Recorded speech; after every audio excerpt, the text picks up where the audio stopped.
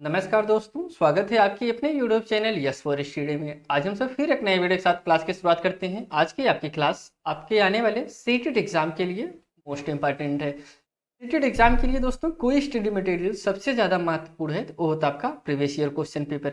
इसलिए हम सब daily previous year question paper को सॉल्व करा रहे हैं। आज हम सब फिर एक नए क्वेश्चन पेपर को सॉल्व कराएंगे। सबसे पहले दोस्तों आप ये जान लीजिए इतना महत्वपूर्ण क्यों होता है previous year question paper.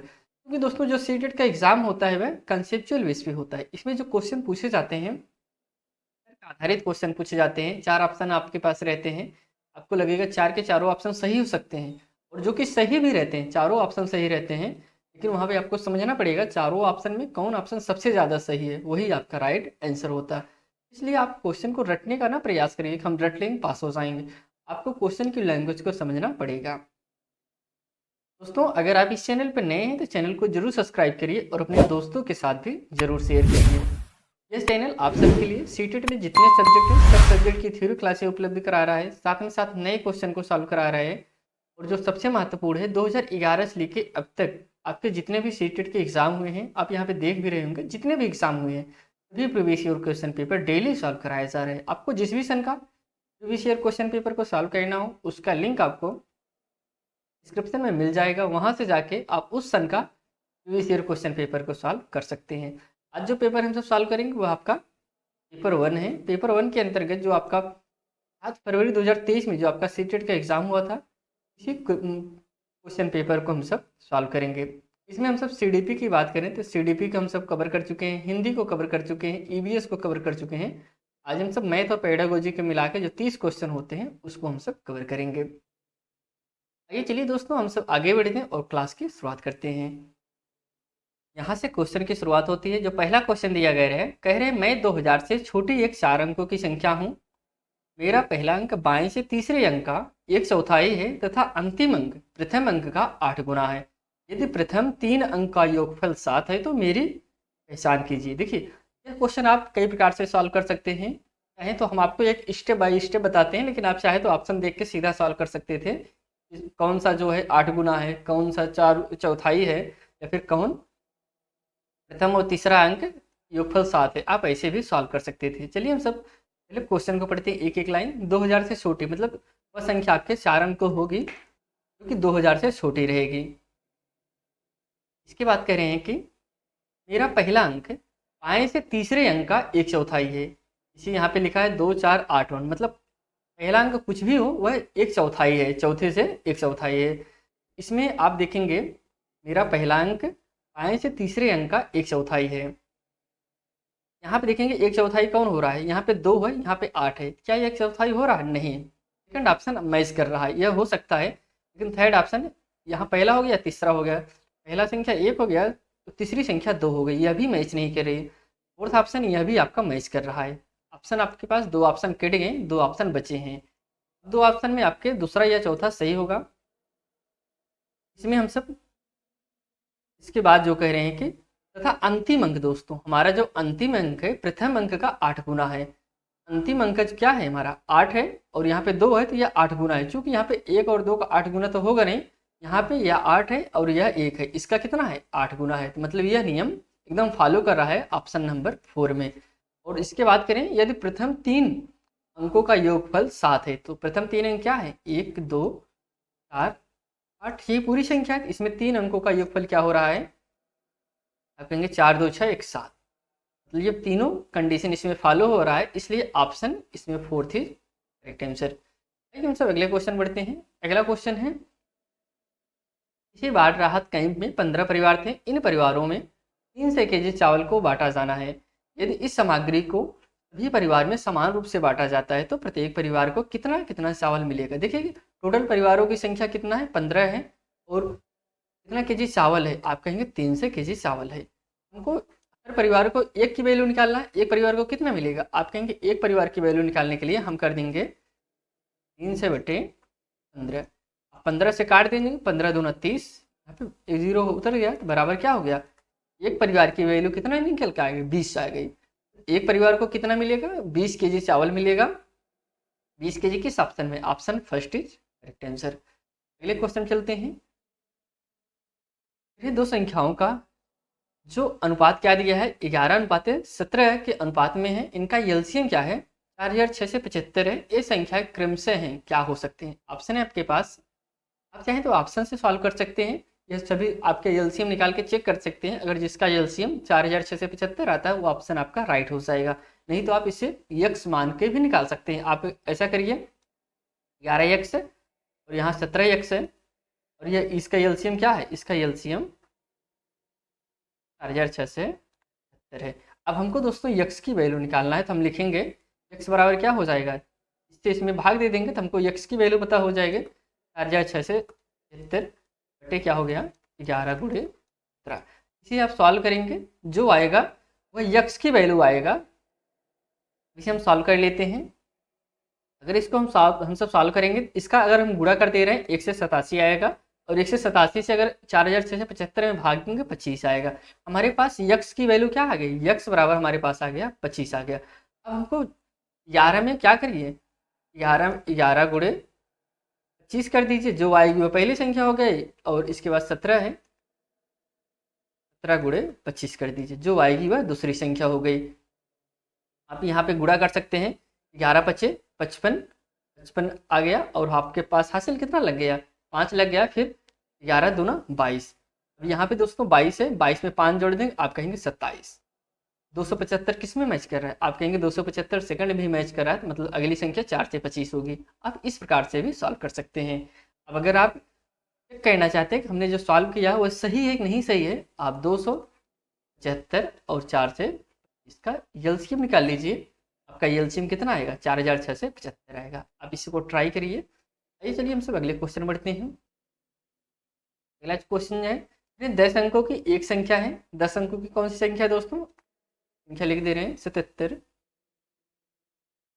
49 58 N1 दिया गया दोस्तों, फिर इसके बाद 96 N2 है। यह संख्या विभाजित है, किससे विभाजित है 8 से है और 9 से है। देखिए सबसे पहले विभाजिता के नियम में आपको हमने बताया था कि कौन सी संख्या 2 से विभाजित होगी, कौन 9 से होगी, कौन 8 से होगी, कौन आपके 4 से होगी। 8 का नियम कहता है कि अगर लास्ट 3 संख्या आपकी 8 से विभाजित है तो वह पूरी संख्या आपके 8 से विभाजित होगी। लास्ट 3 संख्या क्या है 96 है और यन माना गया है। यहाँ पे लिख सकते हैं 96 N2 है तो N2 लिख देते हैं, इसे हम 8 से भाग देते हैं। आप कहेंगे 8 के नाम 8 जाएगा, यहाँ पे 1 आ गया, यहाँ पे 6 उतार लिए, 8 दूनी 16, कितना बार गया 2 बार गया, यह संख्या पूरी कट गई। अब तो देखिए अगर हम यहाँ पे 8 लिख देंगे तो यहाँ पर 1 बार चला जाएगा, फिर ये 1 बार कट जाएगा। आप यहाँ पे 8 लिख सकते हैं, हम यहाँ पे 8 ही लिख दे रहे हैं, यहाँ पे हम 8 लिख दिए। अब इसके बाद अगली संख्या 9 का विभाजिता के नियम चलते हैं। 9 का विभाजिता के नियम कहता है अगर संख्याओं का योग 9 से विभाज्य है तो वह संख्या आपके 9 से विभाज्य होगी। हम इन सभी संख्याओं को आपस में जोड़ लेते हैं। 7 14 14 4 18 18 दोस्तों 18 2 20 20 7 27 27 3 30 30 2 32 32 दोस्तों 32 8 40 हो गया। हमको यन की वैल्यू पता करना है, यन का भी हम खाली स्थान छोड़ दे रहे हैं। 40 हो गया, 40 9 49 हो गया, 49 1 50 50 5 55 55 तो कि यहाँ पे आ गया दोस्तों। हमने 8 की वैल्यू माना है तो 8 इसमें प्लस कर दे रहे हैं। 55 में 8 जोड़ेंगे 55 60 हो गया, 60 3 63 हो गया, हमारे पास 63 आ गया, हमारे पास 63 आ गया। इन संख्याओं को जोड़े, इसमें हमने अभी N1 की वैल्यू को नहीं जोड़ा है। अब यह संख्या देखिए 9 से कटता है, अब कहेंगे 963, यह संख्या 9 से तो विभाज्य हो जा रहा है। आप कहेंगे या तो हम n के बदले में 0 लिख सकते हैं तो 0 जोड़ेंगे तब भी 63 आएगा, या फिर n के ऐसा गुणज लिख दें जो कि 9 के पहाड़ी में आता हो, 963 9 72 लिख सकते हैं। ऐसी कोई संख्या बनाइए अगर 72 बन जाए, आप कहेंगे हम अगर 72 बन जा रहे हैं तब तो ठीक है, 72 नहीं बन रहा है तो फिर आप 0 लिख सकते हैं। लेकिन ऑप्शन आप देख लीजिए 0 N1 की वैल्यू 0 दिया गया है कहीं, हाँ देखिए ऑप्शन सेकंड में ही दिया गया है, पहली संख्या 0 लिख दीजिए और दूसरी संख्या आप 8 लिख सकते हैं। इसमें राइट आंसर आपका सेकंड हो जाएगा। अगले क्वेश्चन चलते हैं। यहाँ पे कह रहे हैं कि एक संख्या दिया गया है 5 4 3 2 4 1 3, इसमें आपको 4 के स्थानीय मानों का योगफल बताना है। किसके? 4 के। देखिए यहाँ पे सैकड़े के स्थान पर और यहाँ पे इकाई, दहाई, सौ, हजार, 10,000, लाख, यहाँ पे लाख के स्थान पे है। हमको क्या करना है, हम इसमें जो है इसको सैकड़ा है, इसे हम 4 से लिख लेते हैं। और यहाँ पे जो लाख के स्थान पर हम इसे क्या लिख लेते हैं? 4 लाख लिख लेते हैं।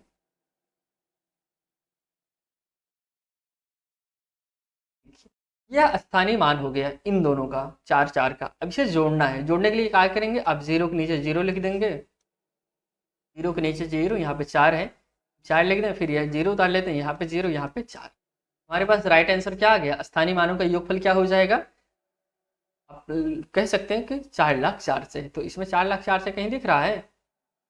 Option second is right answer. चलिए अगले क्वेश्चन चलते हैं।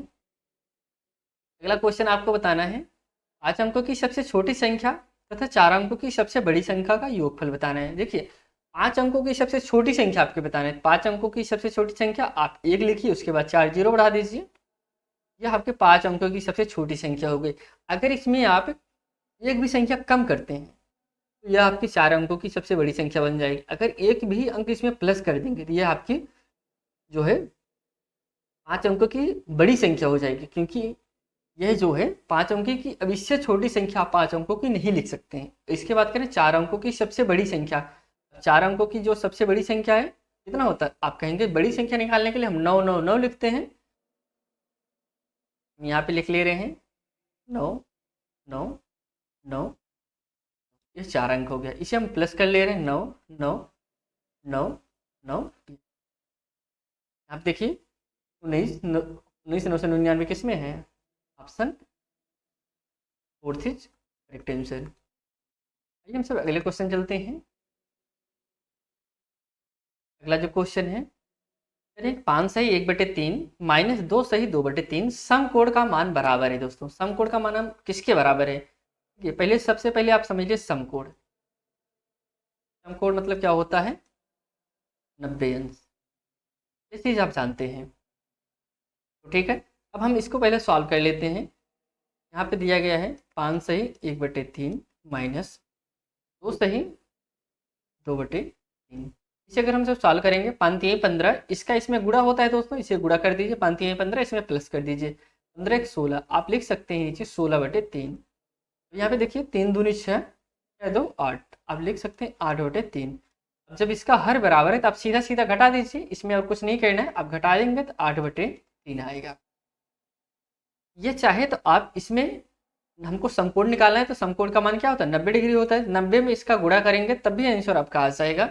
अगर नहीं आ रहा है आप करिए इसको और सॉल्व कर लीजिए। आप कहेंगे 3 6 18, यहाँ पे 3 है ना, कितने बार जाएगा? 3 दूनी 6 हो गया, यहाँ पे 2 बचा, फिर दशमलव बढ़ा के 3 6 18 जाएगा, फिर 3 6 18, यहाँ पे 7 लिख लेते हैं, एक संख्या बढ़ा के, तो हमारे पास आ गया 2.67। यह दोस्तों इस जो यहाँ पे क्वेश्चन दिया गया था इसको हमने सॉल्व कर लिया। अब हमको समकोण का मान बराबर करना है दोस्तों। समकोण का मतलब क्या होता है?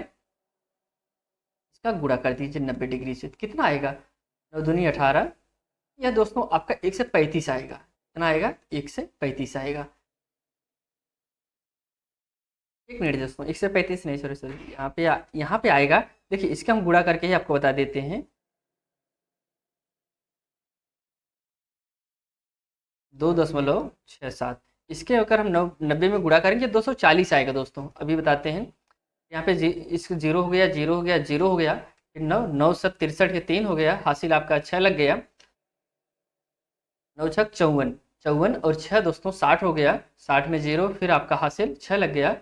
यहाँ पे 2 है, 9 दूनी 18, 18 2 20, 20 4 24, कितना आ गया? 240। यहाँ पे 2 अंक में 0 है तो आप 2 अंक में 0 लगा दें, या 240 आपका राइट आंसर आएगा।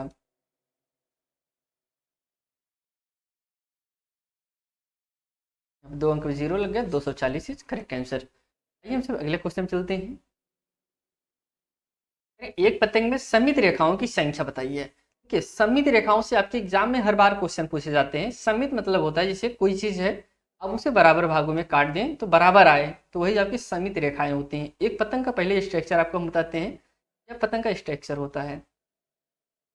इसमें आपको सममित रेखाएं बतानी है। देखिए अगर हम पतंग को इस तरीके से काट रहे हैं तो यह पतंग यहाँ तक आएगा, यहाँ तक नहीं आएगा, यह यहीं तक आएगा, क्योंकि ऊपर वाला मात कम होता है और नीचे वाला मात बड़ा होता है। लेकिन अगर हम पतंग को इस तरीके से काटें तो इस तरीके से अगर हम काट रहे हैं पतंग को, ये बराबर आएगा। इसलिए इसमें एक सममित रेखाएं होती हैं। तो ऑप्शन इसमें सेकंड इज करेक्ट आंसर। अगले क्वेश्चन चलते हैं। प्रिया एक दुकानदार पर 500 का नोट लेकर गई। ताकि दोस्तों प्रिया है जो 500 का नोट लेकर गई, उसने एक साबुन, एक टूथपेस्ट, एक सिर पर लगाने वाला तेल, एक शैम्पू और एक कंघी क्रम से 36, 85 कितना दोस्तों 36, 85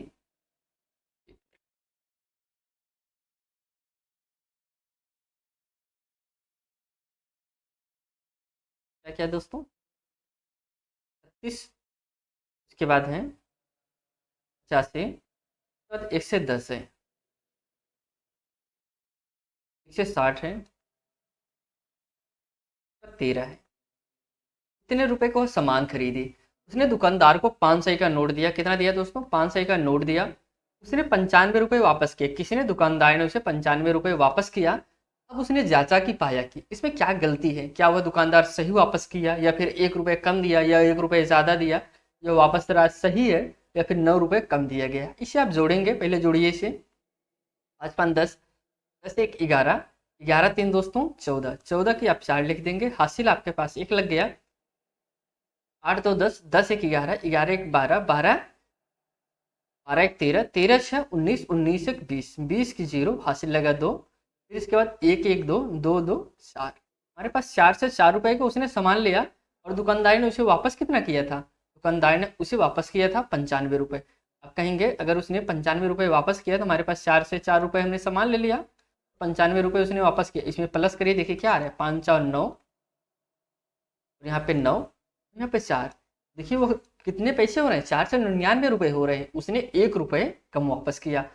में ऑप्शन फर्स्ट आप देखेंगे, दुकानदार ने 1 रुपये कम वापस किया। Option first is correct answer. अगले क्वेश्चन चलते हैं। श्रीमान हरि ने एक वसीयत की जिसमें उन्होंने अपने 2 बच्चे, कौन दोस्तों, एक बच्चा है उसका आर्य और एक बच्चा है भारती, तो क्रम से 20 मीटर गुणे 90 मीटर। इतना दोस्तों उनके 2 बच्चे हैं आर्य और भारती। एक दोस्तों 20 मीटर गुणे 90 मीटर। इसके बाद है भारती को 30 मीटर गुणे 8 मीटर वाले फ्लैट दिए। अब परंतु बच्चे इस वसीयत से खुश नहीं थे। क्या कारण हो सकता है कि जो खुश नहीं थे? पहला ऑप्शन है आर्य खुश नहीं था क्योंकि उसे लगता था कि भारतीय का फ्लैट का क्षेत्रफल अधिक है। देखिए इसमें क्षेत्रफल की बात किया गया, हमको पहले इसका क्षेत्रफल निकालना पड़ेगा। भारतीय खुश नहीं थी क्योंकि उसे लगा कि आर्य के फ्लैट का परिमाप भी निकालना पड़ेगा आपको। इसके बाद उनका विचार था कि उनके फ्लैट का क्षेत्रफल समान नहीं है।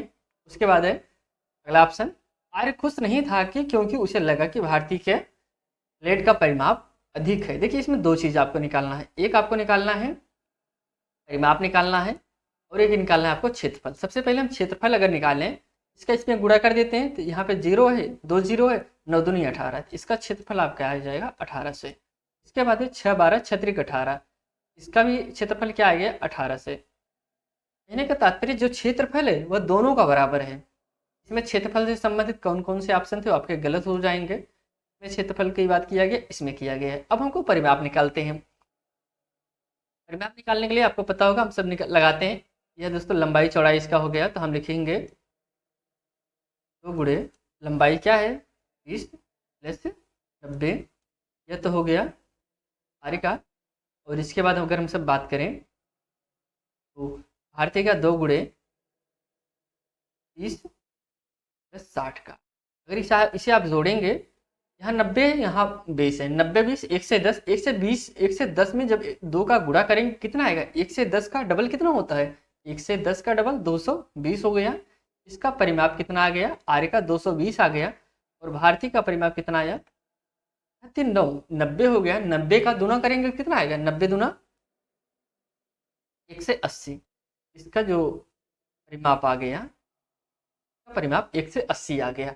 देखिए परिमाप किसका ज़्यादा है, वह आर्य का ज़्यादा है और भारतीय का कम है। पहले थी भारतीय खुश नहीं थी क्योंकि उसे लगा कि आर्य के फ्लैट का परिमाप अधिक है। यह ऑप्शन आपका एकदम राइट है, option second is correct answer. अगले क्वेश्चन चलते हैं। किसी टंकी में एक पाइप के उपयोग से पानी इस प्रकार भरा जाता है कि प्रत्येक 1 मिनट में पानी का स्तर 2 सेंटीमीटर ऊपर उठता है। ना दोस्तों 1 मिनट में कितना उठ रहा है, 1 मिनट में कितना उठ रहा है, 2 सेंटीमीटर पानी ऊपर उठ रहा है। कीर्ति ने इस ऊंचाई को 9:45 पे कितना 9:45 पर मापा। कीर्ति थी वह 9:45 पर मापा प्रारंभ किया। 9:47 पर पानी की ऊंचाई कितना, यहाँ पर 9:45 पे मापा गया और 9:47 पर पानी कितना हुआ, 23 सेंटीमीटर पानी था।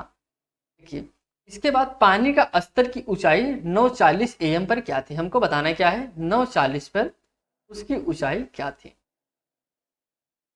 देखिए 1 मीटर में कितना, 1 मिनट में कितना बढ़ रहा है, 2 सेंटीमीटर बढ़ रहा है। हमको दोस्तों मिनट ही निकालना है। अगर हमने मिनट को निकाल लिया कितने मिनट का अंतर आ रहा है तो उस हिसाब से हम निकाल सकते हैं कि 9:40 पे कितने सेंटीमीटर पानी भरा था।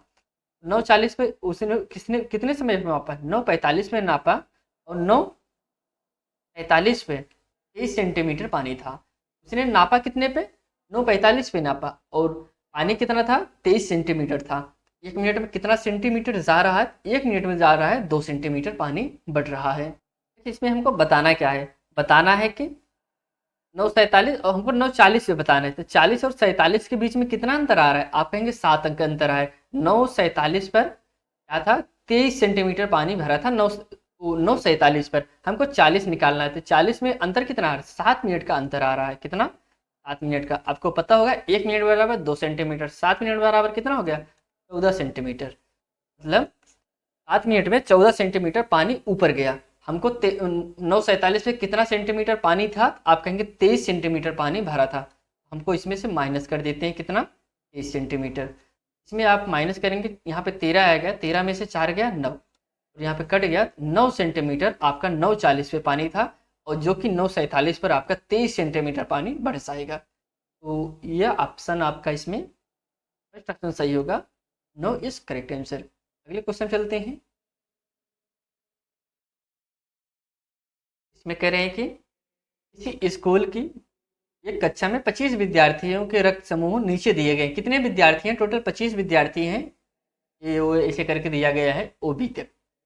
रक्त समूह में ए और ए बी वाले विद्यार्थियों की संख्याओं का अंतर बताना है। क्या आपको, ये रक्त समूह वाले कितने विद्यार्थी हैं और ए बी वाले कितने विद्यार्थी हैं, इनका आपको अंतर बताना है। अंतर बताने के लिए क्या करेंगे, सबसे पहले एक कितनी संख्या उसे हम गिन लेते हैं, 1 2 3 4 5 6 7 8। ये की संख्या कितना है, ए बराबर 8 विद्यार्थी। 8 विद्यार्थी ऐसे हैं जिनका रक्त समूह ए है। और ए बी को गिन लेते हैं, 1 2 3। ए बी कितने हैं दोस्तों, ए बी आपके हैं 4 है। इन दोनों का अंतर क्या होगा, इन दोनों का अंतर होगा दोस्तों 4, क्योंकि 8 है ए का और 4 है ए बी का, इनका अंतर आपका 4 निकल गया है। ऑप्शन इसमें फोर्थ इज करेक्ट आंसर। इसी जानकारी आपको हम बता देते हैं अंतर और घटाना का। आप कभी कहीं सुने होंगे अंतर निकालिए या घटाइए, तो दोनों चीज़ अलग अलग होती हैं, ये चीज़ आप जानते रहे। अंतर का जो सिंबल होता है वो सिंबल इस तरीके से होता है और जो घटाने का सिंबल होता है या ऐसे होता है। अभी आपके दिमाग में ऐसा आएगा कि अंतर और घटाना अभी तक हम तो जा रहे थे एक ही होता है, अगर ये अलग अलग होते हैं तो इस कैसे होते हैं आपको हम समझा देते हैं 1 मिनट में। अगर हम आपसे पूछें 4 और 6 का आप अंतर बताइए, आप कहेंगे 4 और 6 का अंतर, आप 4 और 6 का अंतर क्या हो जाएगा, 4 और 6 का अंतर आप कितना आएगा, 2 आएगा। और 4 6 को घटाइए, अब हम लिख रहे हैं 4 और 6 को घटाइए, अब कितना आएगा, आप कहेंगे अब तो -2 आएगा। आपने समझ गया ना, अंतर मतलब होता है हर समय बड़ी संख्या से छोटी संख्या में घटाना और घटाने का मतलब होता है जो संख्या पहले दी रहती है उससे ही कोई भी संख्या रहे उसमें आपको घटाना पड़ता है। आप यहाँ पे समझ गए होंगे अंतर और घटाने में क्या अंतर होता है। आइए चलिए हम सब आगे बढ़ते हैं अगले क्वेश्चन पर। अगला जो क्वेश्चन है प्रेक्षणों 32, 41, 54, 35, 26, 23, 28, 33, 38, 40 औसत और परिसर का अंतर क्या है। देखिए हमको सबसे पहले क्या निकालना है, औसत निकालना है। औसत निकालने के लिए क्या फार्मूला है, औसत निकालने के लिए कितनी संख्याएं हैं उनको लिख लीजिए और उन संख्याओं को आपस में जोड़कर जितनी भी संख्याएं रहे उससे हम भाग दे देंगे तो औसत आपका निकल आता है। हम सबसे पहले इसको जोड़ लेते हैं। यहाँ पे 2 है, जोड़ते हैं। 2 1 3, 4 3 7, 7 3 10, 10 2 12, 12 6 18, 18 2 20, 1 21, 21 8 29, 29 1 30, 30 2 32, 32 8 40, 40 यहाँ पे 0 है तो यहाँ पे 40 का हम 4 लिख दिए। इसके बाद हमारे पास 40 को 0 लिखेंगे, 4 लिख दिए। 80 लाख 4 हमारे पास कैरी हो गए। इसके बाद यहाँ पे जोड़ते हैं। 4 है, 4 3 7, 7 3 10, 10 2 12, 12 2 14, 14 2 16, 16, 16 3 19, 19 1 20, 4 24, 24 4 28, 28 2 30, 30 1 31, 31 4 क्योंकि हमारे पास 4 कैरी था ना, 31 4 35, हमारे पास कितना आ गया 35 आ गया। 3 से 50 आ गया। कितनी संख्याएं हैं यह टोटल, 1 2 3 4 5 6 7 8 9 10, टोटल 10 संख्याएं हैं। अब इसे हम भाग दे देते हैं। आप कहेंगे 0 से 0 कट जाएगा, बच्चा आपका 35। इनका जो औसत आया क्या निकल के आया, 35 आया। एवरेज क्या निकल गया, 35 आया। अब हमको परिसर निकालना है। परिसर निकालने के लिए बड़ी संख्या से छोटी संख्या में घटाया जाता है। तो बड़ी संख्या सबसे क्या है इसमें, आप कहेंगे 54 है, 54 के बाद कोई संख्या नहीं है, 54 हो गया। इसके बाद 54 से सबसे छोटी संख्या क्या है, 26 है, 23 है। सबसे छोटी संख्या आपका 23 निकल के आ गया। हम माइनस कर देते हैं। 4 में से 3 गया, 1 हो गया, और 5 में से 2 गया, 3 हो गया, 31 आ गया। अब हमको 35 और 31 का अंतर ही तो पूछा है, औसत और परिसर का अंतर बताइए। अंतर आप इसमें घटाएंगे तो आप कहेंगे 4। 4 किस ऑप्शन में, option second is right answer. अगले क्वेश्चन में उठते हैं। अगला जो क्वेश्चन है, निम्नलिखित पैटर्न का अवलोकन कीजिए। देखिए कुछ पैटर्न दिए गए हैं। 5 का स्क्वायर क्या है, 5 का स्क्वायर 5 5 25 होता है। तो यहाँ पे देखिए 12 और 13 कितना होता है, 25 होता है। यही पैटर्न है। फिर 7 7 49 है, 49 49 और 24 और 25 जोड़ेंगे तो 49 आएगा। 11 ग्राम में 121, तो इसका 60 और 60, यह आपका 60 और 61 121 हो गया। यह पैटर्न चल रहा है। अब हमारे पास कौन सी संख्या है, 17 है। 17 का क्या करना है, सबसे पहले आप चाहें तो इन दोनों को आपस में जोड़ के भी निकाल सकते हैं। 17 का वर्ग क्या है, हम सबसे पहले वर्ग निकालना आपको बताते हैं। जैसे 17 का वर्ग पूछा गया है, आप सबसे पहले 7 का वर्ग करिए। 7 का गुणा 7 में कर दिए, 7 7 49, 49 की 9, 7 से लगा आपके पास 4। इसके बाद 1 का गुणा 7 में करिए, 7 1 9 7, 7 2, फिर इसमें 2 का कर दिए, 7 दूनी 14, 14 4 18, 18 के याद हासिल लगा 1, फिर 1 का गुणा 1 में करिए, 1 का 1, क्योंकि वर्ग है ना, 1 का वर्ग करेंगे आपके क्या आएगा, 1 ही आएगा ना, 1 का 1। इसके बाद यहाँ पे 1 हमारे पास कैरी था तो ये 2 आ गया, 289। अब इन चारों का जोड़ देखिए, जो 289 होता हो। 289 क्या 84 85 होगा, नहीं होगा। 1 से 4 1 से 5 होगा, नहीं होगा। 1 से 34 1 से 35 35 35 70, तभी आपका 270 समथिंग जाएगा, तब भी नहीं होगा। 1 से 44 1 से 45, अगर इसे आप जोड़ते हैं 1 से 44 और 1 से 45 जोड़िए, 5 4 9 4 4 8, 289। ऑप्शन इसमें 4 थी करेक्ट आंसर। अगले क्वेश्चन चलते हैं। यहाँ से अब आपके क्वेश्चन शुरू होते हैं जो कि पेडागोजी से संबंधित क्वेश्चन थे। ऐसा कहती है कि 1/8 1/2 से बड़ी भिन्न है। ऐजा द्वारा की गई इस त्रुटि के लिए निम्नलिखित में से कौन सा सर्वाधिक उपयुक्त, यह एक है क्या है दोस्तों, कार्यविधिक त्रुटि, अवधारणात्मक त्रुटि, लापरवाही त्रुटि, या फिर भाषा की त्रुटि। इसे दोस्तों कहते हैं अवधारणात्मक त्रुटि। सबसे पहले अवधारणात्मक त्रुटि होती क्या है उसको आपको बताते हैं। जब गलतफहमी या गलत धारणा होती है, यह त्रुटि आमतौर पर तब होती है जब किसी व्यक्ति ने किसी विषय के मूल सिद्धांत या नियमों को ठीक से नहीं समझा होता है, या उसके मन में उस विषय से जुड़ी कोई गलत जानकारी होती है। यही आपकी दोस्तों अवधारणात्मक त्रुटि कहलाती है। अगले क्वेश्चन चलते हैं। देखिए, राष्ट्रीय पाठचर्या रूपरेखा 2005 के अनुसार गणित पाठ्यक्रम खाली जगह होना चाहिए। कैसा होना चाहिए? पहला ऑप्शन है सुसंगत और अस्तिक होना चाहिए। सेकंड है महत्वाकांक्षी और अस्तिक होना चाहिए। थर्ड है अस्तिक और गतिविधि केंद्रित होना चाहिए। लास्ट है महत्वाकांक्षी और सुसंगत होना चाहिए। देखिए, गतिविधि आधारित तो होना चाहिए लेकिन अस्तिक नहीं होना चाहिए। ऑप्शन इसमें इसलिए आपका फोर्थ ऑप्शन सही हो जाएगा। अगले क्वेश्चन बढ़ते हैं। प्राथमिक कक्षा में अधिगमकर्ताओं में बीजी चिंतन को विकसित करने के लिए, कौन सा चिंतन दोस्तों? बीजी चिंतन की बात करें विकसित करने के लिए निम्नलिखित में से किसको आधार के रूप में लिया जा सकता है? ऑप्शन है पहला आकृतियों को पुनरावृत्ति वाले सरल प्रतिमानों से आरंभ करना और फिर ऐसे जटिल प्रतिमानों को और बढ़ना जिनमें संख्याएं भी शामिल है। ये तो दोस्तों एकदम सही ऑप्शन लग रहा है कि पहले हम बच्चों को सरल चीज बताएं फिर लास्ट में हम कठिन की तरफ बढ़ें। लेकिन ऑप्शन हम चारों देखते हैं। सेकंड ऑप्शन है बीजी समीकरणों का परिचय देने के लिए ग्राफी आलेखी विधि का प्रयोग करना। थर्ड है समस्या को हल करने के लिए बीजी सर्वसमीकरणों का परिचय देना। लास्ट है दैनिक जीवन में बीजगणित के उपयोग पर बल देना। इसमें करेक्ट यही हो जाएगा। तो option first is correct answer. इसमें कहा जा रहा है आकृतियों की पुनरावृत्ति वाले सरल प्रतिमान पहले बच्चों को दें फिर उसके बाद कठिन की तरफ जाएं और उसमें संख्याओं को भी हम सब शामिल करें। तो समझते हैं बीजी चिंतन के बारे में। एक प्रकार की गणितीय सोच है क्या बीजी चिंतन, जिसमें संख्याओं, प्रतीकों और अज्ञात तत्वों, वेरिएबल्स के संबंधों और पैटर्न्स को समझने और हल करने की क्षमता विकसित की जाती है। अगला क्वेश्चन है जब 25 को 7 से गुणा करने के लिए कहा गया तब एक विद्यार्थी ने 7 बार 25 को जोड़ता है। निम्नलिखित कथन में से कौन सा संदर्भ है? सही है। तो 25 को उसे कहा गया 25 में 7 का गुणा कर दिया। जब क्या किया बच्चा? वह 25 25 25 25 ऐसे लिख के जोड़ दिया।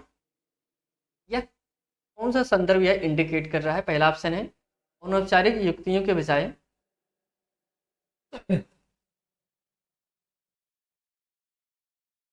औपचारिक युक्तियों के बजाय औपचारिक कलन विधि। देखिए, कलन विधि आपकी नेगेटिव पॉइंट है। जिस भी ऑप्शन में आपका कलन विधि मिले वो ऑप्शन आपका सही नहीं हो सकता। सेकंड है विद्यार्थियों द्वारा उपयोग की गई युक्ति का शिक्षक द्वारा आकलन नहीं किया जा सकता। क्या ऐसा है दोस्तों? जो वह खोज कर दिया, जो प्रयोग कर लिया, उसे शिक्षक नहीं आकलन कर सकता। थर्ड है विद्यार्थियों ने सृजनात्मक रूप से योग की समझ गुणन तक विस्तृत किया। ये ऑप्शन सही लग रहा है। लेकिन अगला देखते हैं विद्यार्थियों के पास योग और व्यवकलन दोनों की उदाहरण समझ नहीं है। यह गलत हो जाएगा। ऑप्शन इसमें थर्ड इज करेक्ट आंसर। अगले क्वेश्चन बढ़ते हैं। प्राथमिक स्तर पर बच्चों की गणितीय तर्क क्षमता का सर्वाधिक उपयुक्तता से खाली जगह है के द्वारा अनुमान लगाया जा सकता है। पहला ऑप्शन है गृह कार्य के लिए दिए गए प्रश्नों को चरण दर चरण पूरा करना। सेकंड है बहुविकल्पीय प्रश्नों पर आधारित नियमित परीक्षाओं में सफलता। थर्ड है उनके त्रुटियों का विश्लेषण करना। लास्ट है औपचारिक कलन विधि। कलन विधि फिर आ गया। अगर जिस ऑप्शन में आपका कलन विधि आए वही ऑप्शन आपका गलत होगा। तो लास्ट इसमें जो सही हो जाएगा उनकी त्रुटियों का विश्लेषण करने। ऑप्शन इसमें थर्ड इज करेक्ट आंसर। अगले क्वेश्चन चलते हैं।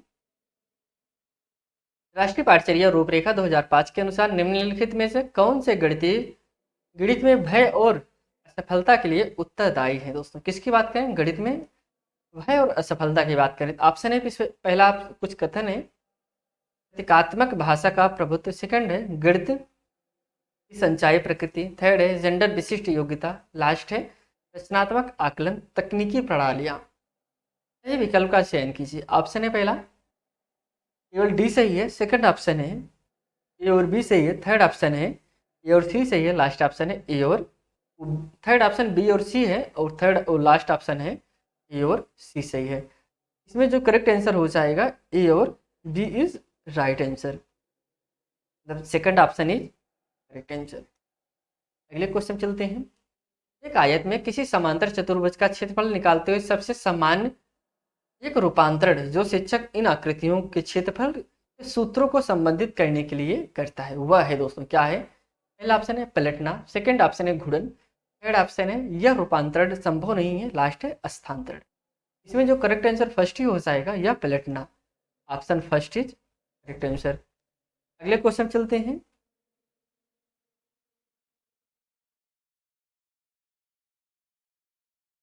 निम्नलिखित कथनों में से कौन सा प्राथमिक कक्षाओं में आंकड़ों का प्रबंधन शिक्षण के संबंध में सही है? किसकी बात करें? प्राथमिक अवस्थाओं में। और किसके? आंकड़ों का प्रबंधन। पहला ऑप्शन है इनका परिचय नहीं देना चाहिए। क्या ऐसा करना चाहिए? उनका परिचय ही ना दे?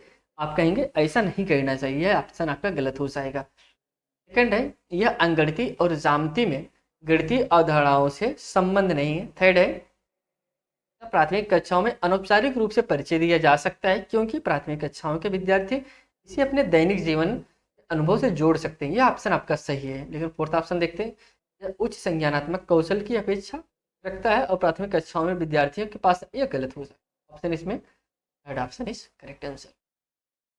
अगले क्वेश्चन बढ़ते हैं। निम्नलिखित में से कौन सी उच्च प्राथमिक स्तर पर गणितीय हस्त कौशल सहायक सामग्री के उपयोग के बारे में सही नहीं है?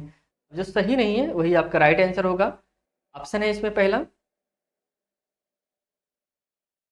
गणित की जटिल अवधारणाओं को समझने में मदद करता है। देखिए जो गलत होगा वही आपका राइट आंसर होगा। इसमें हम सेकंड है इनका उपयोग गणित की कक्षा में खाली समय बिताने के लिए किया जा सकता है। देखिए सही नहीं है। क्या ऐसा होता है इनका उपयोग हम खाली समय बिताने के लिए टाइम पास कर रहे हैं? यह गलत होगा और यही आपका राइट हो सकता है। लेकिन ऑप्शन हम और देखते हैं, इनका उपयोग आकलन के लिए शिक्षण शास्त्रीय संसाधन के रूप में किया जाता है। लास्ट है गणित के अमूर्त अवधारणाओं को मूर्त प्रस्तुतिकरण में मदद करता है। ये ऑप्शन आपका सही होगा। राइट आंसर इसमें थर्ड ऑप्शन सेकंड ऑप्शन सही आंसर। यह गलत है, यही आपका राइट आंसर हो जाएगा।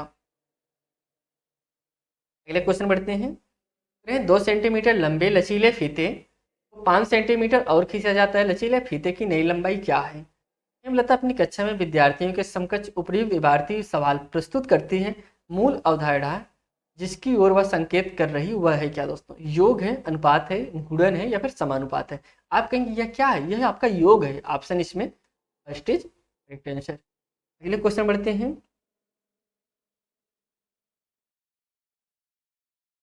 नीचे दो विद्यार्थियों के बीच अपनी गणित कक्षा के बारे में हो रहे संवाद दिया गया है। पहला कह रहा है कि मेरे मस्तिष्क में बहुत से प्रश्न घूम रहे हैं पर मुझे पूछने से डर लगता है।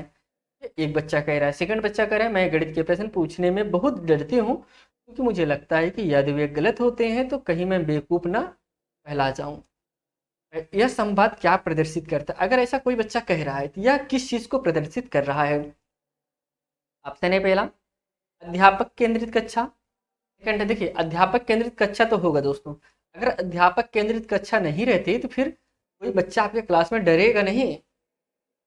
अगर कोई बच्चा कोई चीज़ पूछने से डर रहा है मतलब आप बच्चों को डरा धमका के रखे हैं, तो आपको ऐसा नहीं करना है। इसके बाद है गणित की कक्षा में भय रहित माहौल की कमी। सेकंड है गणित की कक्षा में अधिकांश विद्यार्थियों द्वारा बनाए गए बहाने। लास्ट है अध्यापक की अवधारणाओं के प्रति समझ में कमी।